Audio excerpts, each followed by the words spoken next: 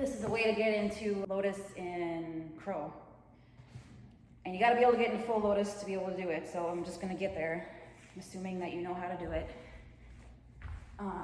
This is the way I first learned how to do it. Once you get into Lotus, the blocks are in front of you, you go up to your knees, and like I said before, if I bring my knees a little closer together, it makes the Lotus a little tighter. This can be hard in itself. You take a knee up to the block, and then the other one.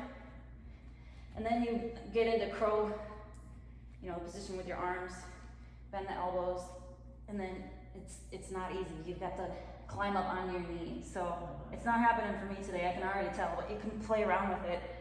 Maybe take the other knee up, and you gotta get the knee up above the elbow to get into, I was thinking I had 4 more blocks I could stack 2 and climb a little higher and then get into it.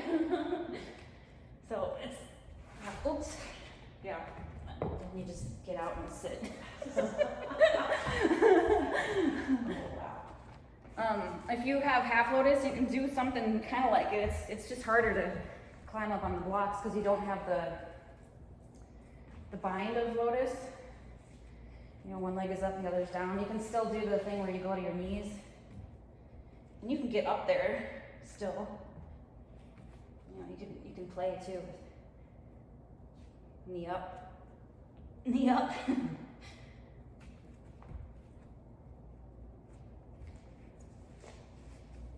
So play with that if you want, or just work on regular Crow.